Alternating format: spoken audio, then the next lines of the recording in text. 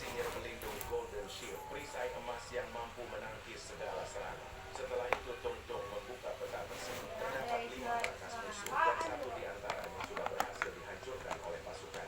Artinya, masih ada 4 markas lagi yang harus dikalahkan. Tapi hari mulai gelap. Pasukan Tung Tung pun memutuskan untuk beristirahat. Namun, saat Tung Tung berjalan sendirian mencari kayu bakar, ia tidak sengaja melihat seorang prajuritnya tergeletak tak bernyawa. Prajurit itu adalah salah satu yang dulu dikirim untuk mencari anak-anak warga yang hilang. Di tangannya tergenggam erat sebuah kertas berisi pesan.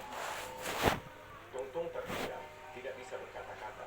Keesokan paginya, ia mengadakan penghormatan untuk sang prajurit yang gugur dengan penuh kehormatan. Setelah itu, mereka melanjutkan perjalanan. Pasukan Tung Tung mengikuti arah petang menuju markas kedua. Dan tak lama kemudian, mereka akhirnya sampai. Pasukan Tung Tung berhasil menemukan markas kedua yang dijaga oleh ribuan pasukan Rusali. Tanpa banyak bicara, mereka langsung menyerang. Pertarungan berlangsung berjam-jam hingga akhirnya seluruh pasukan Rusali berhasil dikalahkan. Kemenangan ini membuat pasukan Tung Tung naik ke level 6000 dan mendapatkan skill baru. Tata Tasahur mendapatkan skill Mist Veil Escape, Udin Dindun, Punchback, Assassino, Shadow Swap, Brr, Patapim, Forest Requiem, jurus spesial yang bisa menghidupkan pohon di sekitarnya dan menjadikannya pasukan. Dan Tung Tung mendapatkan skill Primal Control, kemampuan untuk tetap sadar dan tenang saat berubah menjadi wujud primal. Setelah itu, mereka masuk ke dalam markas dan menyelamatkan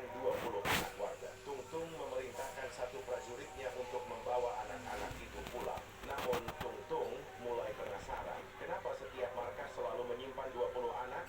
Tanpa membuang waktu, mereka melanjutkan pencarian markas berikutnya. Tapi, hari mulai gelap dan tiba-tiba cuaca menjadi hujan. Pasukan Tung Tung kesulitan menyalakan api, sementara monster mengerikan itu terus mengintip menunggu saat yang tepat di malam hari. Mereka mencoba menyalakan api berulang kali, tapi gagal karena hujan terlalu deras. Tiba-tiba, monster itu muncul dan menyerang, sehingga mereka terpaksa berlari sekuat tenaga. Monster itu sangat cepat dan bersiap menyerang Tung Tung.